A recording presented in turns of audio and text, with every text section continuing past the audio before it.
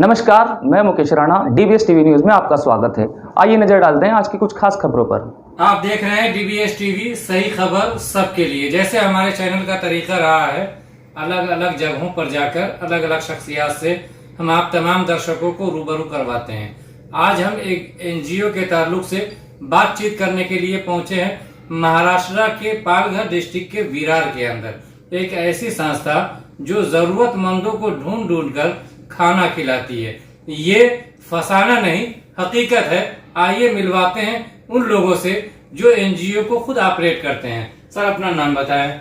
मेरा नाम विपुल शेख, समर्पण चैरिटेबल ट्रस्ट का मैं ट्रेजरर हूँ। सर, एनजीओ जो है आपकी, इसकी स्थापना कब हुई? हमारे एनजीओ की स्थापना 2014 में हुई थी। अच्छा, किस मिशन के साथ? मिशन हमारा ये था कि जो ज़रूरतमंद सीनियर सिटीजन लोग हैं जी, उनको हमारी इच्छा है कि हम उनको घर पे खाना खिलाएं, वो हिसाब से कि वो भूखे न रहे। ये ऐसे विचार कि सिर्फ सीनियर सिटीजन को ही आपकी जरूरत है, ये विचार आपके मन में कैसे आया? देखिए, हम तो पहले से भी समाज सेवा कर रहे थे, लेकिन जब भी हम ये समाज सेवा कर रहे तो हमने देखा कि हर आदमी बच्चों के लिए कुछ ना कुछ कर रहा है, किसी को नौकरी के लिए कुछ ना कुछ कर रहा है, लेकिन जो बूढ़े माँ बाप हैं जिनके वजह से हम बड़े हुए हैं, उनको कोई नहीं देख रहा था, उनकी तकलीफें कोई समझ नहीं रहा था। तो हमने ये महसूस किया कि बहुत से माँ बाप लोग ऐसे हैं जिनको बच्चे छोड़ के गए या जिनको बच्चे नहीं होते हैं, वो ये उम्र में काम नहीं कर पाते, तो रास्ते पे जाके वो लोग भीख भी नहीं मांग सकते, तो भूखे रह के अपने दिन निकाल रहे थे। तो हमने सोचा कि भाई हम ऐसे लोगों को खाना खिलाएं जो अपने स्वाभिमान से रह रहे हैं और किसी के सामने हाथ नहीं फैलाते हैं। सर, 2014 में जब आपने शुरुआत की थी तो किस तरह से और कितने लोगों का खाना बना करके आपने देना शुरू किया था? पहले जब भी हमने 2014 से शुरुआत की तो हमारे सामने भी यही था कि हम किसी के घर पे जाके कैसे पूछे कि आपको खाना चाहिए क्या। ये उनको भी बुरा लगे और हमें भी बुरा लगे, तो हमने हमारे सोशल मीडिया के माध्यम से अपने दोस्त, परिवार, आजू बाजू वाले को मैसेज भेजा कि अगर आपके आजू बाजू में ऐसा कोई है जिनको आपको ऐसा लगता है कि ज़रूरत है खाना देने की, तो हमसे कांटेक्ट कीजिए, तो हम उनसे मिलेंगे। और ऐसे हमको कांटेक्ट आते रहे, हम मिलते रहे उन लोगों को और हम उनके घर पे जाके पूरा वेरीफाई करते कि सही में उनको ज़रूरत है नहीं है।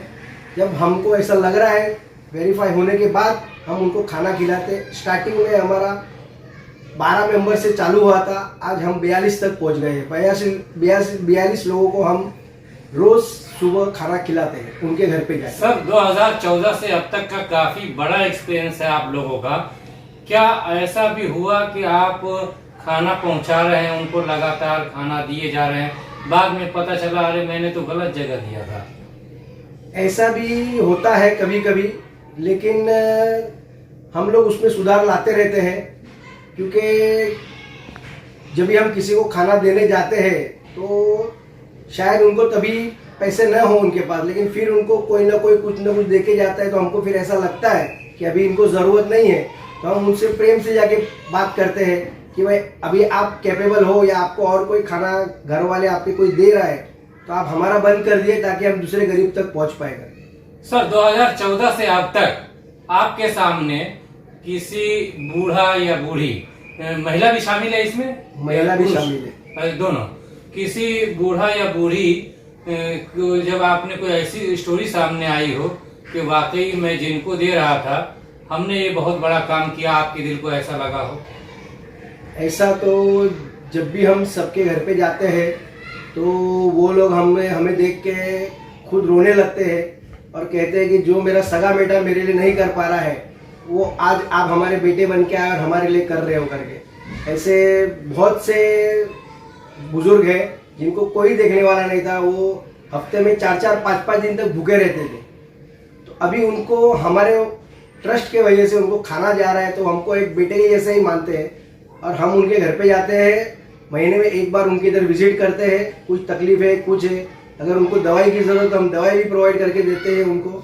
सर, मैं ये जानने की कोशिश कर रहा था आपसे कि क्या कोई ऐसा भी बूढ़ा या बूढ़ी मिला कि वाकई में जिन्होंने बहुत दुनिया कमाया, बहुत दुनिया देखा, लेकिन हकीकत मानों में उसको ये महसूस हो रहा है कि इस उम्र के अंदर जहां मैंने प्रॉपर्टी कमाया, मैंने दौलत कमाया, अपने बच्चों की परवरिश किया, अच्छी तालीम दिलवाया, लेकिन इस वक्त ये एनजीओ मेरे साथ खड़ी है, हमारा परिवार होना चाहिए था।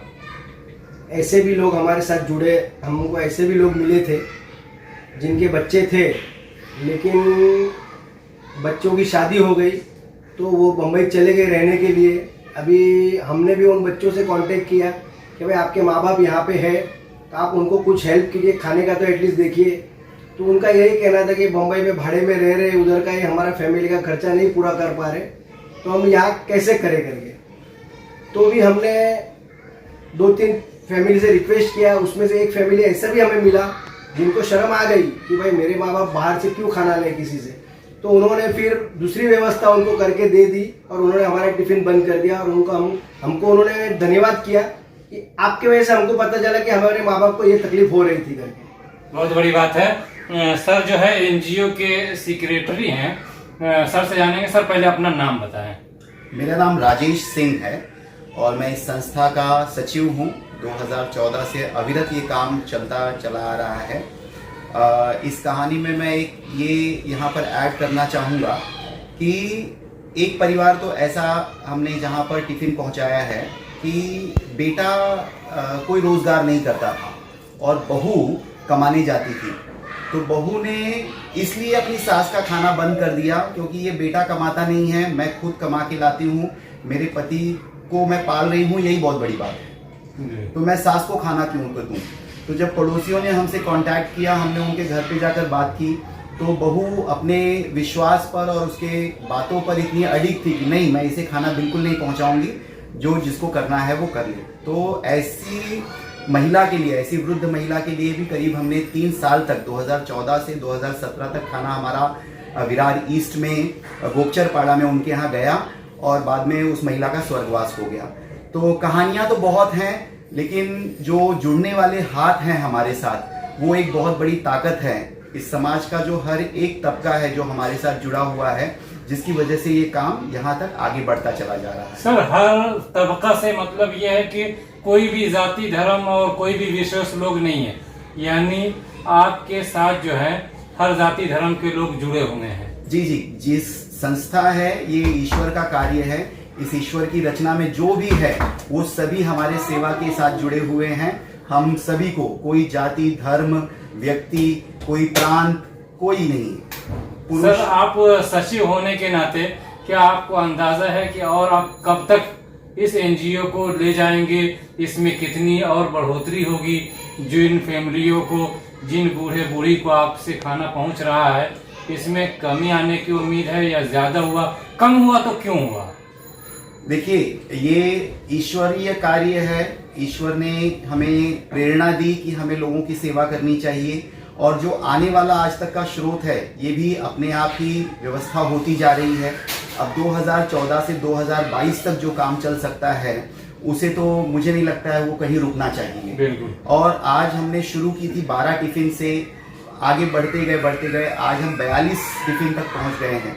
लेकिन आज भी हमारे हाथ जो हैं वो छोटे पड़ रहे हैं, क्योंकि आए दिन हमें फ़ोन आते रहते हैं कि हमारे पड़ोस में ये है या एक बुढ़िया ऐसी है जिसको मदद की ज़रूरत है। तो हम 1-2 दिन की मदद तो कर ले जाते हैं, लेकिन सतत जो मदद चाहिए कि एक बार शुरू कर दिया तो वो रुकना नहीं चाहिए। हमारे दर्शकों को से सर आप शेयर कीजिए कि लॉकडाउन का जो सख्त कानून था जिसमें लोग एक दूसरे से मिल नहीं सकते थे, ऐसे में आपके एनजीओ ने जो कार्य किया था वो बताएं। लॉकडाउन में तो हमारी जो समर्पण चैरिटेबल ट्रस्ट है उसने जो काम किया था उसकी सराहना तो बहुत सारे अखबारों ने की थी, न्यूज़ चैनल्स ने की थी। 22 मार्च 2020 को लॉकडाउन लगा और 23 मार्च से हमारा जो एनजीओ है वो कार्यरत हो गया। विपुल सर की प्रेरणा से हम सभी इकट्ठा आए, दोस्त लोग, और हमने ऐसा तय किया कि जिनकी सैलरीज थी, जो पगार लेते थे या जो व्यापारी थे, उन्होंने कुछ ना कुछ तो बैंक बैलेंस कर रखा होगा, लेकिन जो भाजी की गाड़ी लगाते थे, जो चप्पल सिलते थे, जो दूसरों के यहाँ नौकरियां कर झाड़ू पोछा करने जाते थे, ऐसे लोगों के यहाँ जब अचानक से लॉकडाउन लग गया उनको बंद मना कर दिया गया कि कल से आप अपनी गाड़ी नहीं लगा सकते, आप रिक्शा नहीं निकाल सकते, तो इनके भोजन की व्यवस्था कौन करेगा। तो विपुल सर की प्रेरणा से हम इकट्ठा आए, हमने पहले दिन खिचड़ी तैयार की और प्रोटोकॉल को फॉलो करते हुए हम पूरा पीपी किट पहनते थे, ग्लव्स लगाते थे, मास्क लगाते थे और लोगों के घर का दरवाजा ठोकते थे कि आपको खाने की जरूरत है क्या। तो वो अगर बोलते थे हाँ आज अगर आप नहीं आते तो शायद चूल्हा नहीं जलता था, तो हमने उनको बना बनाया खिचड़ी पैकेट उनके दरवाजे पर रखा। जिन्होंने मना किया उनके दरवाजे पर हम दोबारा नहीं गए और इस तरह से लगभग 70 दिन तक 450 टिफिन, 450 फूड पैकेट्स हम लोगों के घरों तक पहुंचाते रहे। और इसके लिए हमको बहुत बड़ा योगदान लायंस क्लब का मिला। लायंस क्लब ऑफ मुंबई विकास हमारे साथ जुड़ा हुआ था उस समय और उनकी वजह से हमें पूरा ये सपोर्ट मिला। हम हमेशा उनके आभारी रहेंगे। कई कहानियां तो उस समय ऐसी भी हमारे सामने आई कि आपने देखा होगा कि निर्माण कार्य जो कंस्ट्रक्शन वर्क्स थे, कंस्ट्रक्शन साइट्स थी, बिल्डर ने अपना ऑफिस बंद कर दिया और जो वहां पर साइट पर काम करने वाले जो मजदूर थे उनको कह दिया अब आप लोग अपना देख लीजिए। ऐसे मजदूर जब तक उनको ट्रेनें चालू नहीं हो गई, जब तक वो वापस जाना तय शुरू नहीं हुए, उन्हें भी कंस्ट्रक्शन साइट पर पहुंच के 40-40, 45-45 टिफिन हमने अपने हाथों से उनकी वो झोपड़ियों में दरवाजा ठोक कर उनके पास सन 2014 से अब तक बहुत सारे लोगों को आपने खाना खिलाया जो जरूरतमंद थे। हकीकत में क्या इस दरमियान आपके सामने कोई ऐसा किस्सा आया कि वाकई आपके दिल को झंझोर कर रख दिया हो? देखिए, हर किस्सा दिल को झंझोर जाता है, लेकिन हमें काम करना है सेवा का। मैंने एक जो आपको बताया कि सास और बहू के बीच बेटा काम नहीं कर रहा है, इसीलिए सास को खाना नहीं मिल रहा है। इसी तरह से एक किस्सा ऐसा था कि विधवा माँ है और बेटा मतिमंद है। बेटा मतिमंद है, उसको कोई काम नहीं कर सकता है, वो माँ के ऊपर बोझ है। तो ऐसे में जब हमें बताया कि नहीं ऐसे ये वृद्धा है जिसको हमने खाना पहुंचाना है, जब हमने वहां पर देखा तो हमारा जो नियम था कि हम 60 साल से कम उम्र वालों को खाना नहीं देते, लेकिन जब हमने ये देखा कि नहीं ये मतिमंद है, ये खुद भी कुछ नहीं कर सकता, तो हमने अपने नियम में बदलाव किया कि अगर मतिमंद है और किसी वृद्धा पर आश्रित है तो हमने उनके लिए भी खाना शुरू किया।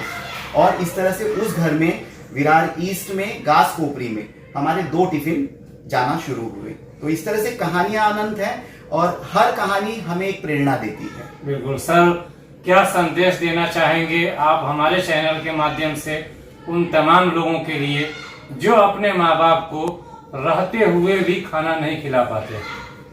देखिए, मैं तो अपने आप को बहुत भाग्यशाली मानता हूँ कि मुझे इस कार्य से जुड़ने का मौका मिला। इस पूरे कार्य के पीछे जो प्रेरणा स्रोत है वो विपुल शेठ हैं। उन्होंने ही हमें सबको आगे लाया, इकट्ठा किया कि और जब से हम जुड़ गए तो हमारी बिल्कुल इच्छा नहीं है कि ये काम बंद हो, उल्टा बढ़ता जाए। और हमें तो हमारे हर बुजुर्ग में जहाँ पर हम खाना पहुँचाते हैं उसमें हमको ईश्वर नजर आता है कि सेवा करने का हमको मौका मिल रहा है।